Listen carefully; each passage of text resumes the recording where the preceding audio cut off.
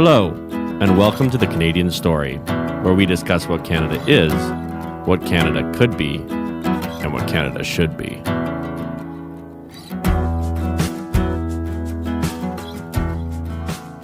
Hello, everyone, and welcome to another episode of The Canadian Story. Today, we are joined with one of my best friends of all time, a brother, a life partner, Melvin Murray. He was the best man at my wedding.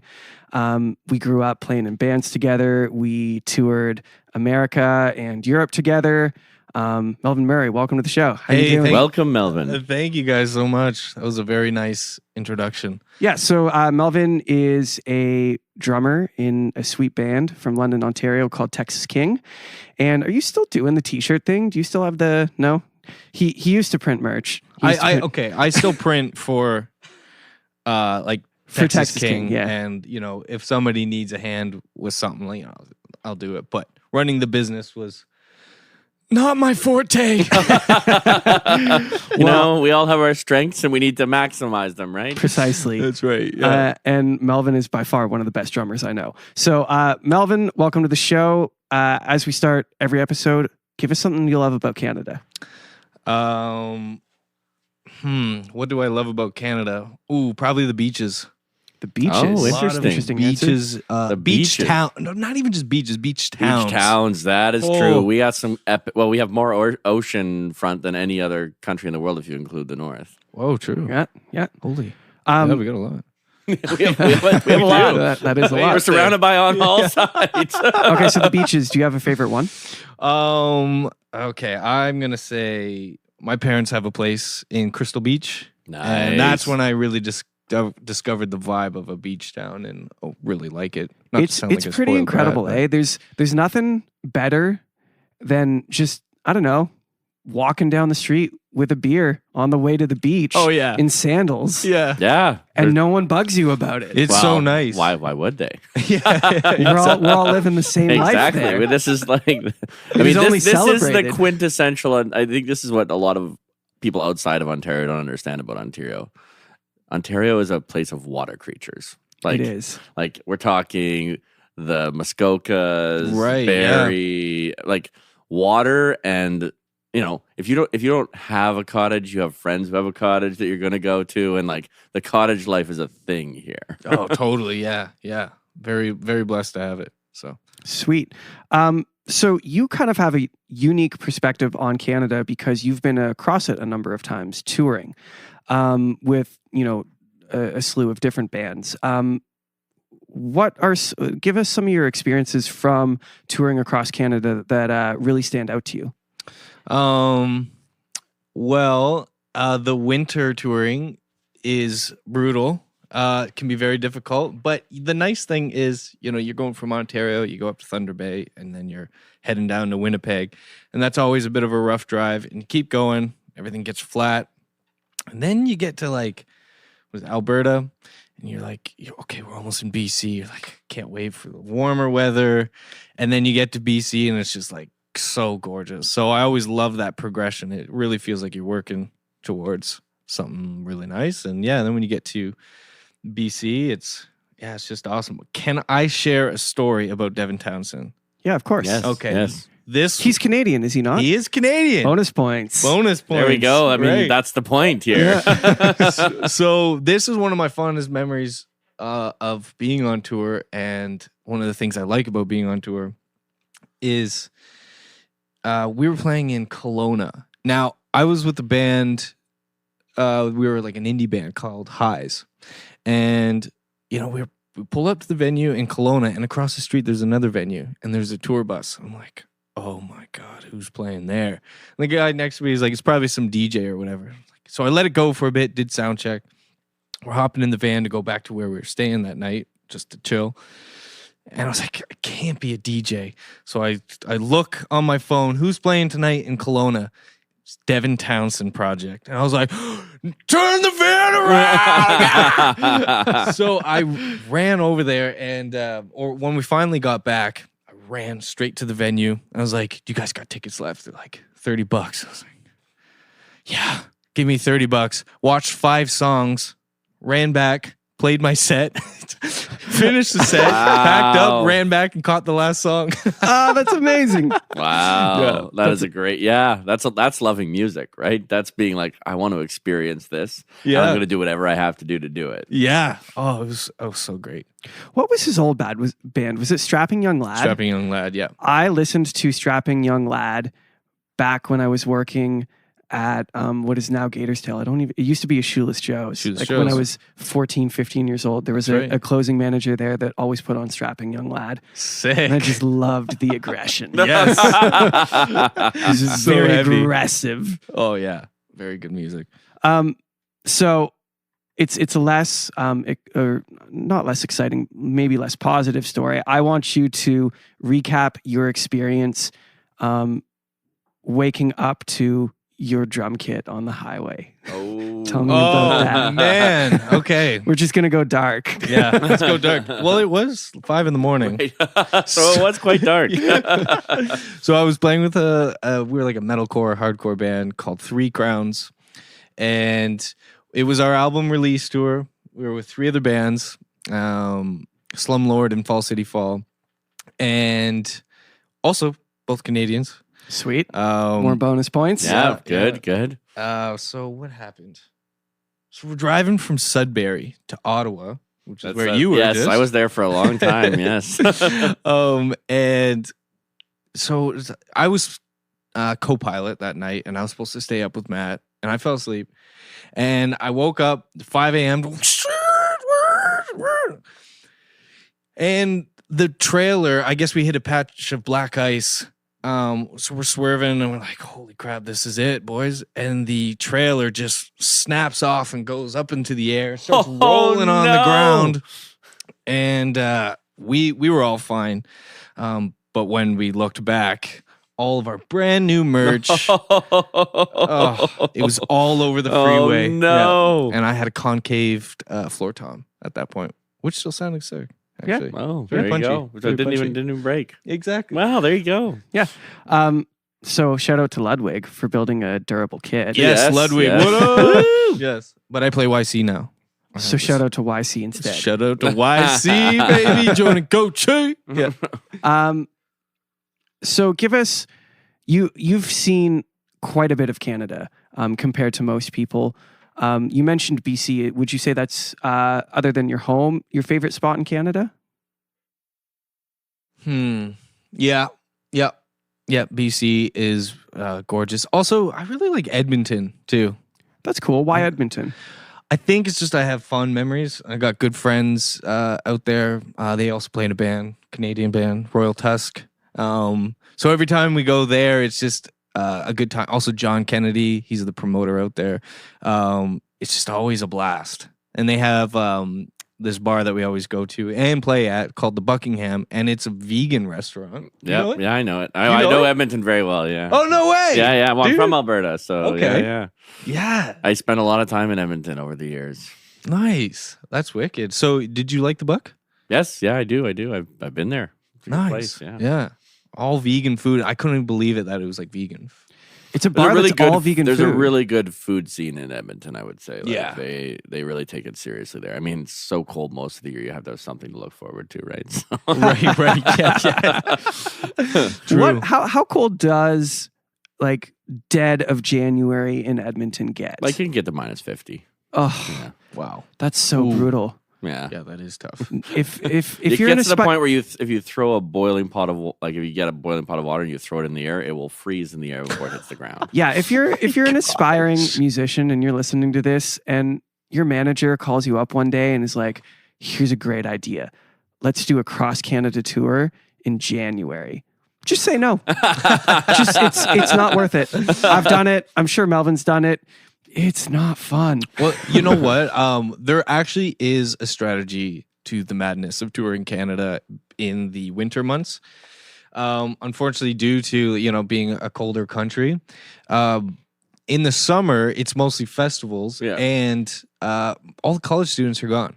So if you're playing in a rock band, you are going out in the fall. Right. Yeah. You are Yeah. going out Yeah. February, March. It's just part of the Because it deal. coincides with the Students all schools. being like in one place, right? Bingo. It's the congregation of your target market. The Yeah. college Yeah. gigs are fun. College gigs are amazing. I I love actually college remember when gigs. you came to Carleton when I had started my master's there, and you did that show with Walk Off, and I so- brought those 2 cases of beer for you guys. Oh yes, Yeah. that's right. That's right. Now I Now I remember. Yeah, That's awesome. yeah. Man, college gigs are fun Yeah, they really because are. college people, like people in college, are fun. Well, I mean, there's so much optimism and hope, and there's They haven't some, been beaten down by the world life yet. hasn't just had its way with them. You went to Carleton? I did 1 year of my master's there. Oh, okay. Yeah. Mike, I also have a cousin named David who went to Carleton. Yeah. Nice. It's NIPS, so it's just like one of the master's programs there. Right Yeah, on. yeah. Wicked. That's awesome. So, as a Canadian musician, very much involved in the Canadian music industry, what are some of the biggest challenges you face? There's a lot of challenges. Yeah. What would be some of them? Some of the ones that we're facing, especially due to COVID, is being an independent band, not having a label. Everybody wants to get paid. And it seems like the artist is the last person who gets paid. So you got to pay for, say, you got to get your website done. You got to pay for merch. Then you got to pay for, you got to record an album. So you got to pay for that. And, depending who you're working with, that could be very expensive. Then you got to get it mastered. And the benefit, though, being a Canadian band and independent is you have what's the grant system. With Factor. Yes. Not everybody Right. gets it. You have to have a very detailed proposal, which is something that we're trying to work on right now. And I would suggest any band, if they are listening to this, look into the JSR. They are not there to just give you free money, but they are there to assist and make the best out of you. So That is a cool thing. I don't know what it's like in other countries, but for me as a studio owner, a lot of the money that I make in the studio is actually funded by government grants or even local Right. grants. So there's a local Waterloo Arts Fund, and 3 projects I'm doing this spring are funded through them. that's amazing. Yeah. Which is really, really cool. And there's Factor, there's JSR, there's tons and tons of opportunities to get support for your art from the government of Oh, Canada, right. which is really, really neat. And I'm glad you highlighted the Waterloo, because I think that's one of the big ones that bands miss, is that cities are there to support you. And if your band's doing something in the city you're touring, maybe you got a song on the radio, they're going to be more likely to be like, yeah, you're putting our city on the map, and maybe they'll want to help you out. So Which is really, really cool. So your band, Texas King, just did a record. yeah, Tell me EP. about that. Yes, sir. Sorry, EP. Yeah. So what studio did you do it at again? So- Not mine. So we did Funny it. how that works. We did it. I live in London now, so we did it at a place called Sugar Shack, which is just a house. And yeah, just got a live room, control room, kitchen, and a loft, which was really nice. So we were there for 7 days. We had this guy named Pete I can't pronounce his last name, Van Hoevelt. He used to play in a band called Teenage Kicks. And so that was crazy. None of us had experienced this, and I think we all needed this sort of experience. When we were doing pre-pro, he was sitting downstairs in a basement with a clipboard. And Just for people who don't know, elaborate what is pre-pro? okay, so pre-production is when you sit with your producer and they tell you that your song sucks. It's always a fun moment for everyone. Yeah. Maybe not sucks, but like you got stuff to work on. So I'll give you an example of some of the things that would happen. So okay, start from the top of the song. So you start playing it. By the time you get to the verse, you didn't even get halfway through the verse, his hand goes up. Stop! Drums. What are you doing? Oh, I'm just playing a beat like this. He's like, no, can I sit there? Can I sit there? Yeah, sure. Here's the sticks. No, it wasn't like that, but he was like, can I show you the beat I think you should play? Play the beat. Okay, that feels good. Everybody start from the top again. Next thing you know, hand goes back up, bass, more bounce, play something like this. And all of a sudden, you're discovering these new ways to make the song work by synchronizing strumming patterns with kick. And all of a sudden the vocal pops out. It's like it was just insane. So obviously when we got into the studio, there was even more changes to come, and we all had to face our own challenges, which was sick. A big one that I learned was, we were playing like a ballady kind of song. And when the second chorus came in, I wanted to give full energy. And he was like, pull back on those cymbals. I'm like, really? I'm already pulling back and I feel like it needs more. It's like so lackluster. And he's like, you don't know where the energy is coming from the song. The energy does not necessarily mean volume. So pull back. And then all of a sudden, when we heard it back, when all the tracks were done, it's like, boom, the energy was there. So it was sick. Where did the energy come from in that case? Came from the vocal. Yeah. Yeah. You know what? And that, sometimes that is where it comes from. Oftentimes. Oh, yeah, most times, yeah. Came from the vocal and then just guitar tone. Holy crap, tone can change everything. Everything. Yeah. And tone's like, oh man, tone is actually hard. To get it super, like to get it in the ballpark, no problem. You can get it into the ballpark in your sleep. It's no problem. But to get it perfectly right, that is a meticulous and tedious and frustrating and back and forth and try this and try that and it doesn't quite sit and it's crazy. How did you guys approach guitar tones on this EP, not record? On the EP, yeah. Well, it was funny, and I mean this also in like the nicest way because Pete did an amazing job. But it was my birthday when we did it, and we got to the studio and they were trying to dial in the tone, and it just wasn't working. The guitar was falling in and out of tune, and Pete, kindly said to me, Phil, and Colin, "Can you guys leave?" Wow. So he's like, recording guitars can go south really fast. I just don't want everybody there, and you internalize that. You're like, whoa, what? We're not good enough to be here and all that stuff. And when you actually realize like it was just better for him not to have an audience there and really just focus on getting that tone. So I didn't actually get to see how they got the tone, but, well, actually, they had a lot of it came with pedals. So I would see them like swapping out pedals all the time. Like, they went through like 3 or 4 distortion pedals before they got to the tone that they were looking for. And like, he was also really big on character. He was like, especially in today's, with the way that music's coming out today, it is so important for you to have a unique characteristic tone to stand out because you can't just, play C, G, D and expect a hit out of it. You need something in there that's going to grip you. You need a hook. Tone does define songs in many ways. Totally. Now that you mention it, I was doing a drive. Melissa and I were going somewhere. I can't remember where. And I was just putting on songs and seeing if she could guess what it was. And I put on a Linkin Park song and it was just like one chord. And she's like, that's Linkin Park. Yeah. Yeah. And I think that's kind of what, yeah. that's kind of what you're talking about. Like there is like bands have a sound and a lot of that sound comes from that guitar tone. Totally, man. Like also think of the, that guitar riff in the Killer song When You Were Young. Do do do do do do do. Yeah.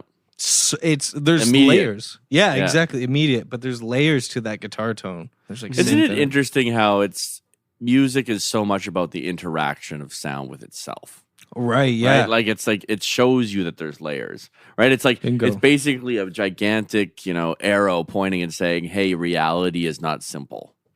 And music is not simple at all. Yeah. In some ways it is, but like I have this saying that I like to say, good records don't happen on accident. No, nothing good happens on accident. And I think, it's even better. I think a lot of consumers of music, people who don't make music, they put on a song and it is what it is. But for those of us who are involved in music, we recognize the meticulous decisions that happen all throughout the process, right from the conception of the song all the way through to the final master. You know, it's the drum tuning, it's the guitar choice, it's the Right. chorus melody changing 3 or 4 times. It's, you know, there's so many factors. It's a very, very, very complex thing. Right. Yeah. Yeah. Well, speaking of like drum tuning, this was the first time I had hired, or the band had hired, a drum tech to come out to Did the you hire studio. Jordan Gauthier? yeah, Yeah. nice. Shout out to Jordan. Yeah. YC. So it's funny, he actually brought a Ludwig kit. Nice, classic. Yeah, Pete wanted like nothing older than like the 80s. So yeah, That came from Pete. Nothing older than the 80s. yeah. Interesting. And Did he give reasoning for that? he believes that having the wood of the drum being, you know, sat there for 50 years, the drum knows itself, and so it has a lot of character. And holy crap, it did. It had a lot of character. Interesting. That's cool. So you played a Ludwig kit. Let's get detailed. Do you know sizes? It was a 22 kick drum. We had a 13-inch rack tom. I like the 12s, but they were not getting the tone out of it. Jordan likes 13s, so eventually... I also like 13s. Nice. I don't know.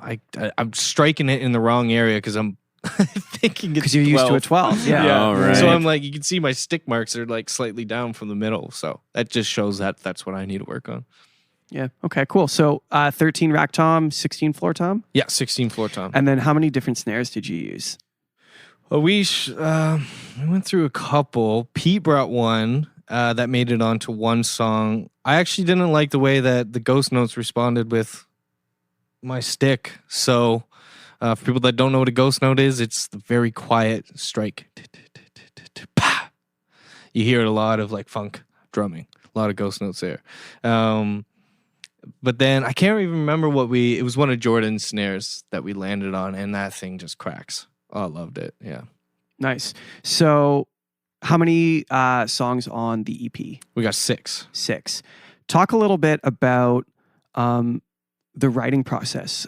When you and I were in a band and we did a 6-song EP, we wrote maybe, 20, 25 songs and then selected the top 6 that we felt fit that EP. Did you have a similar experience writing for this one? Just talk about that. Okay. Yeah, it was, we had like 20 songs, all demoed out. We did it like in a weekend, which was ridiculous. Yeah. Colin refers to it as like the factory line of songs. Next. So there were songs from like ever since I started the band, or started being in the band. So there's like 3 years of material there. And then Pete narrowed it down to 6. And one of the songs was written during COVID, so it was very interesting. It was like Jordan wrote the parts at home, recorded it. He lives in Vancouver. Yeah, that's right. Yeah. Jordan lives in Vancouver now, and he sent us, the raw files, and then me and him would have a call and be like, what kind of drums do you want on this? And he'd be like, beat like this. Then I would play it, record it, send it back to him. He's like, that's perfect. Or he'd be like, try this next time you do it. And then that song, it's funny, in the pre-pro, it felt pretty good, and it was like very similar to the demo. But then once we got to the studio on Monday, Pete's like, I don't like it. I think I ruined it. So we're going to try something tonight. And so we all sat by the piano. Jordan starts playing it. And then I laid down a backbeat, which is 2 and 4. Phil starts playing this sick bass line. He's going boom, boom, boom, boom, boom. It's so cool. It just like, I don't know. It felt like I was in a funk band because Jordan was playing piano, and all this felt so great. And then on Saturday, Pete's like, we got to lose the piano. I was like, man, we're done recording tomorrow. What are we going to do? And in the 11th hour, like Pete and Colin, it was another one of those moments. Colin looked at us and he was like, can you guys leave? So we're like, all right, we left, came back, and it's just ripping guitar, and like they did a great job with it. But like that shows you how much things can change like in a day. Yeah, I mean, songs get started, put together, torn apart, rearranged, tossed around, and they turn into completely different things. I was just doing a session yesterday with an artist, and we basically rewrote the song that we started recording yesterday 4 or 5 times. Holy crap. It was a long haul. We went in circles for a while. But sometimes it takes time to get it right. Oh, and yeah. And would you say, so you make this call regarding the piano, he says it's got to go. Would you not look back now and say that was the right decision? I would say, yeah, it was the right decision. They also had an electric piano on it called a Worley, and that might still make it. A Whirly? Like Whirly, a Wurlitzer? yeah, Whirly, I love yeah. Wurlitzers. So the one thing that they were saying, though, is piano has so much weight sonically that it's hard to, put too much, you don't want to put too much stuff on top of the piano because you're covering so much sonic real estate. Yeah. So, but back to the arrangement thing, we also had this engineer, his name was Matt Snell. He worked on like a couple Dua Lipa songs, and he was telling us, because we were like kind of stressing about Strange Life, he was like, Michael Jackson had a song that went through 52 different arrangements. Oh, wow. And they picked the second one. Oh, no! Do you know what crazy? song it is? I don't know what song it was, but 52? could you imagine that? Are you kidding me? And they I picked would- the second one. I would quit. By like the 4th or 5th, I'd be like, listen, Michael, you need another guy. yeah. I'm not your guy. I can't do 52. Oh, that's funny. Have you guys watched that Defiant Ones? No. On Netflix. It's a story of like Jimmy Iovine, Dr. Dre. It's been on my radar for so Oh, long, man. I just haven't gotten to it. They talk about like recording process and having a good mindset. Jimmy Iovine, they were doing the Bruce Springsteen album Born to Run, and they spent 3 weeks on drum tones. 3 weeks. And Jimmy was about to lose it. He was like, I'm quitting. Right. Whose decision was it to spend that long? Bruce. Bruce. Yeah. Because he's like, sometimes you just got to indulge the artist. Right. Especially when it's Bruce Springsteen, right? Well, he wasn't a hit maker yet. It would be tough to like just look Bruce in the eye and be like, no, Yeah, Yeah. we're done. No. We're done. you're Well, cut off. The thing that his boss said to him, he's like, go back in there and tell Bruce you're on his side, and you'll do whatever you need to get the proper take or the drum tones, and you will learn a valuable lesson through that, and you'll probably get a lifetime friend out of it. And sure enough, that's what happened. Huh. What's Bruce's drummer's name? Do you know? Max Weinberg. He's a legend, man. Mm-hmm. Like not like let's talk about playing style for a second. Not a flashy drummer, No. but the most solid rock of a drummer maybe in America. Yeah. I like the E Street Band. I don't know if there's a better band right now, a better rock band right now in North America. Maybe the Foos. There I want it, like, I love Dave Grohl. I want to say yes, but I feel like, well, first off, E Street incorporates more elements. So you've got like the brass section and all of the keys and percussion players and backup singers, and like it's such a grand production. I don't know who the musical director of that band is, but that dude needs a raise. That band is so good, and there's tons. Melissa loves Bruce Springsteen, and she'll put on for hours and hours and hours just live Bruce Springsteen shows. That band does not miss. Right. No. Right. They don't ever. No. They just don't miss. Fantastic band, yeah. And Max is just slamming 2 and 4 like he has for the past 40 Oh, years. yeah. And he's just better at it than everyone else. Yeah. That's what happens when you've done it for that long. Absolutely. Man, I've been watching this YouTube channel called Drum Talk, and this guy's from Germany. He has all these legendary drummers come onto the show with him, and he, like, none of these drummers give a shit about being flashy. They're all for the song. They went through that experience, and I think every musician will go through that experience of, well, I want to play all these cool notes. It's like, who cares? Nobody cares. Get out of here. Yeah. Right. Yeah. Knock right. it off. There's a time and a place. Mm-hmm. As a producer, I think I've said this on the podcast before, but as a producer, one of these days I will commission a very large framed piece of art that just simply says, play less notes, more on time. I love it. And I will hang that there in you my go. studio, and I will make everyone who walks through that door Read it. look yeah, at it. yeah.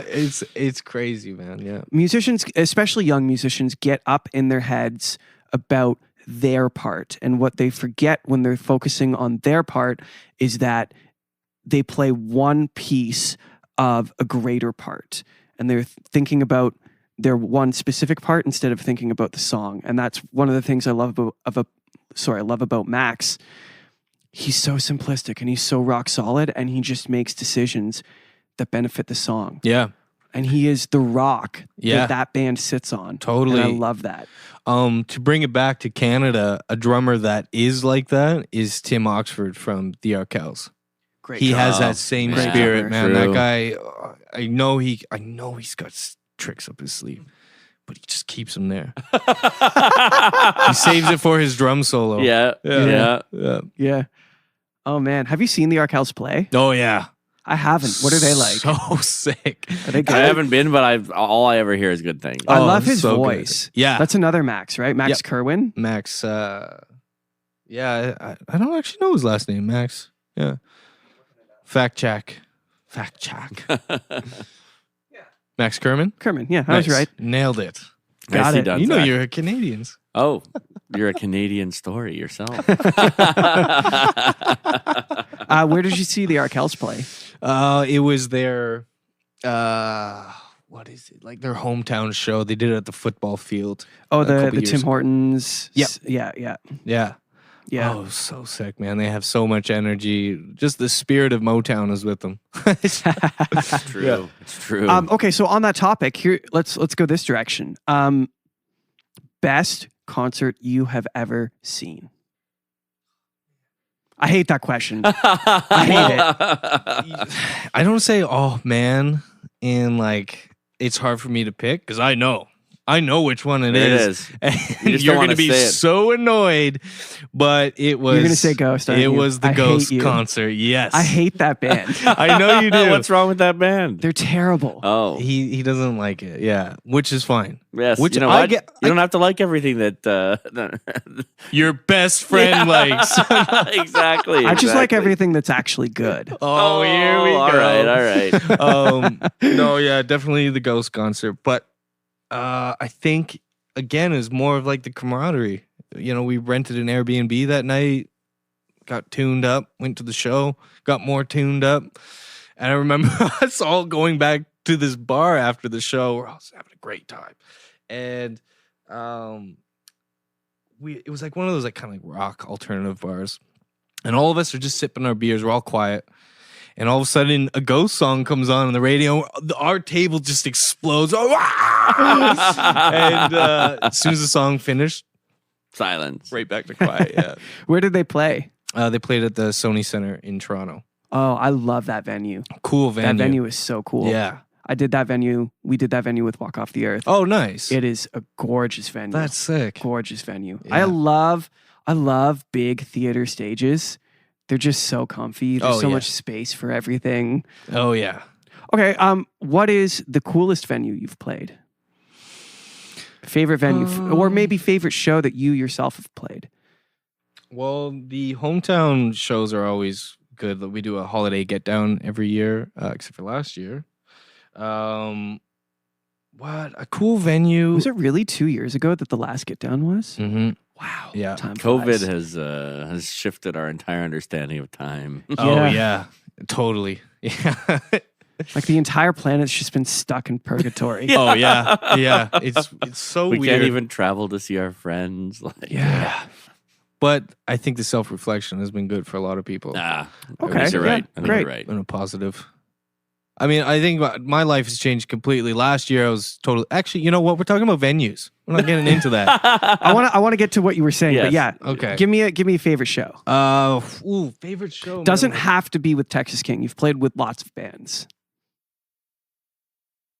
Honestly, like, I love my boys. Like, they're all good shows. The Burt Cummings Theater in Winnipeg was very interesting. That was like, because it was so old, and like when you go up to the top, I'm afraid of heights, and I was crapping my pants, and I was like, there was no way I was gonna fall, but I was so scared. But I don't know. That place was really cool. Had a nice vibe. Trying to think.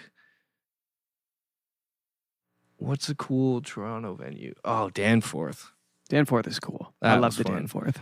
I don't know. One of my favorite shows was in PEI, actually. And there was probably 100 people there. And it was a small bar, so it was just crammed. And they encored us twice, and it was just so much fun. And just, yeah, it's that small town Canadian love of hospitality and culture and appreciation of what Canada is. Yes. Yeah, that's bingo. That's it, man. Those people, that's another great thing about touring is you meet so many amazing Canadians.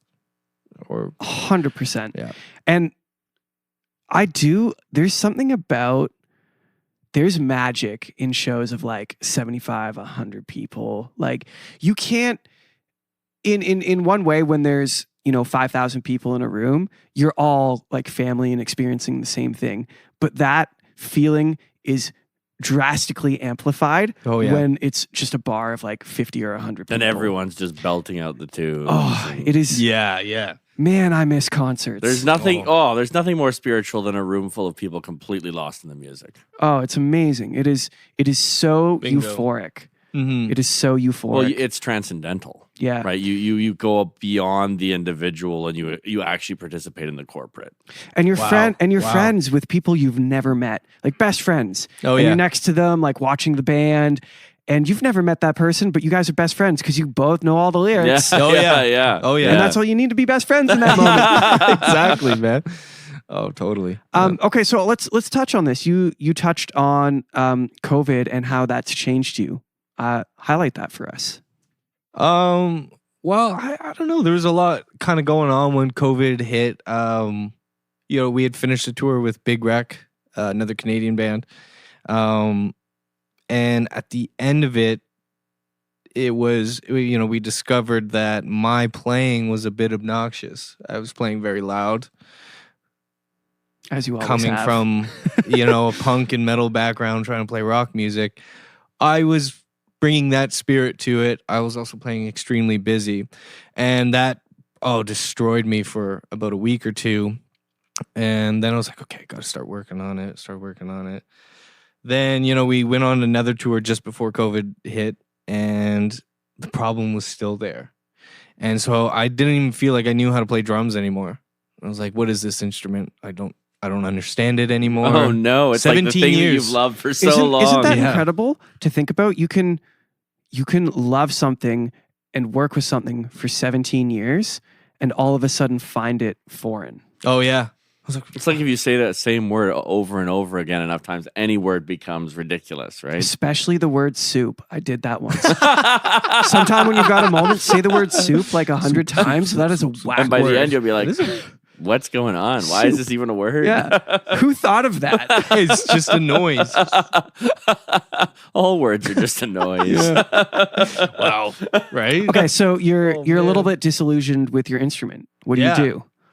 Well, so that's when I decided to start taking some courses on drumming and really learning how to play the instrument. So that was cool. It took about 3 or 4. I'm on my 4th course right now. So studied anywhere from like drum set fundamentals, which was we covered everything like double shuffle, swing, band, a bit of Afro-Cuban. Then the next course was rock. And I did pretty well in the rock course, I'm not gonna lie. I got all A's, so I was pretty happy. But I mean, that's your go-to. that was what I was doing. So, but I learned tons about rock within that, like what I could be doing that makes it better. And then I got into the funk and R&B course, and that I think is when my life changed because I started looking at drums as not just an instrument that I play, but like this is, I don't know, for whatever reason I was given, I don't know, the love for drums that I can, whatever I learn in drums, I can apply to life. So I had this funk teacher, his name is Jim Payne, and he was like Master Yoda of drums. Everything down. And like one day he was just like, okay, sit there straight with your back straight. Feel your head, go all the way down, go back down to your spine. You'll start to feel a pulse. You start moving to that pulse. And he's like, there's your time. Trust that pulse. Every song, discover that pulse. Whoa. Wow. And feel that. The other thing, he was always like, I would make these faces playing like a slow blues jam. And Every drummer makes drummer faces. right. Well, so this guy, that is a Google verifiable fact. yeah, absolutely. And so I was so used to making all these faces, like it's just me, feeling the music. And he'd be like, "Man, what are you doing? You look like you're in pain or you're in a metal band. You're playing the blues, man. Relax." And I'd be like, "Yo, screw you! It's my face." And once I learned that, it's like it's not me feeling the music; it's me being tense. Oh, interesting. Yeah. And you can feel that tension in your body. And you can relax it. Once you notice it, that it's there, you can, okay. And all of a sudden the groove starts playing better. And take that, apply that to your life. Right. When Stop making the faces. Bingo. Right? If your chest starts hurting, like maybe a sign of anxiety, but you can relax that by breathing. Yeah. And, just relax. That's how they do it with working out too. It's like just breathing instead of holding it and like holding it in. Just let it go, like the tide, in and out, right? In and out. It's amazing what will come back to you when you let it go. You all of a sudden get control, not power. You get control. What do you mean by that? For example, like me always wanting to play drum fills over stuff like that. I gave up that control. I was like, all right, I'm not going to do it. And eventually it came to a point where like, you need to put a drum fill here.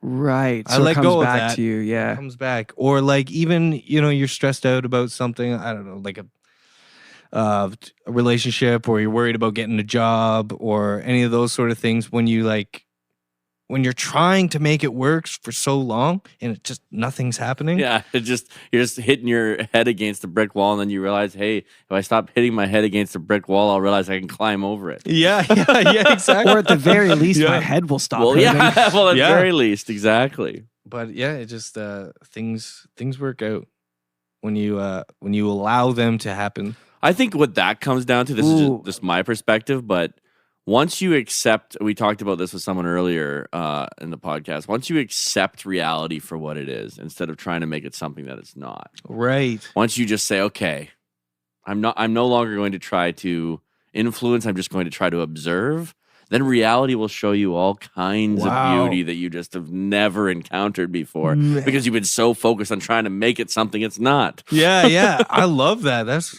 gorgeous. Well, it's like, relationships. They always say, you finally find the one you're looking for when you stop looking. Yeah, and everyone's like, oh, everyone says that. I'm so tired of that, BS. Well, actually, it's really what it is that once you stop trying to force other human beings into this idea of what you're looking for, and you start just saying, okay, you know what? I'm just going to accept how people are. I'm just going to be kind, right?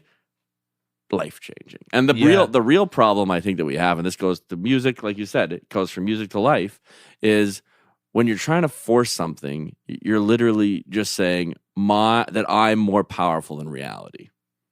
Right? Wow, you just I'm done. Wow. And you're not. Say that again. You got to say that one more time. I'm not high. No, but when you say, okay, I just want to, there's this great line from a G.K. Chesterton book. It's like, instead of trying to get heaven into your head, maybe just try to get your head into heaven. Whoa. Right? Instead of trying to stuff all the knowledge, all the answers into your head, maybe you just look for the answers. Just say, what is this thing that I'm in, this existence? What is it trying to show me? Drop your preconceptions. Drop your expectations. Expectations are the thief of joy. Wow. Totally. Holy crap. Yeah. Melvin, your mind looks so blown. Yeah, this is great. Expectations are Or the thief of joy. I like that. Wow. I like that. I like that a lot. Yeah, too. anytime you relinquish control and allow yourself to flow into whatever is in front of you, usually goes better. Well, like think about it this way, right? You get into this encounter, and one person wants something, and another person wants another thing, and now you have a conflict, right? Mhm. Right. And your answer to that could be, well, I'm going to stand up for myself. I'm going to get what I deserve. I'm going to, you know what? I'm important. Or you could be like, how important is getting whatever this thing is? Ooh. And you quickly are going to realize, not at all. You know what? Yeah. I have a line for you. You know what a therapist I once saw said?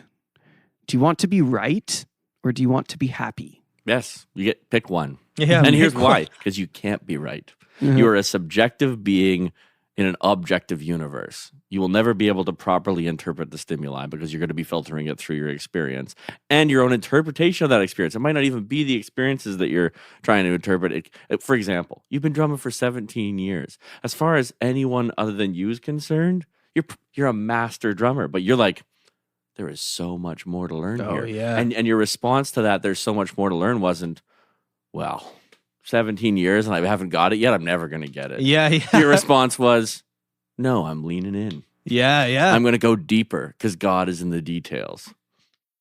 Bingo. Totally. Yeah. God is in the details. Wow. That's nice. I like that one a lot. God's in the ghost notes. Yeah, But God's in the ghost notes. He's in the That's- tone. That's 100% what I'm naming this episode. Yeah. God is in the ghost notes. Yeah. Oh, wow. Melvin, thank you so much for joining us. I really appreciate it. You're the man. You're one of my best friends. You were the best man at my wedding. I love you, buddy. Where can people find you online? They can find me on Instagram at Melvin_Murray, TexasKing.ca, YouTube, Melvin Murray, that kind of stuff. But I just want to say thanks for the wonderful chat with you guys, man. That was great. I learned something today, and we always learn. That's the beauty of this podcast, is that we learn something from every single one of our guests. And what I've learned is, and I hope the listeners have learned, is never stop learning, right? Never say, I've been doing this for 17 years. I don't want to do it differently. Like I'm 17 years. I'm the expert. You're like, I'm going to go learn. Yeah. I love this thing. And that means I want to get to know it better. Yes.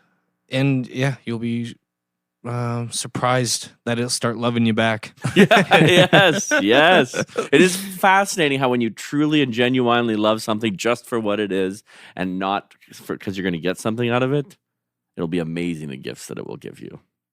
Boom. Thank you for listening to The Canadian Story. You can find us on Instagram and Twitter at The CAD Story. That's The CAD Story. If you enjoy this podcast, please share it with your friends and family. Let's work together to remind Canadians how great their country is.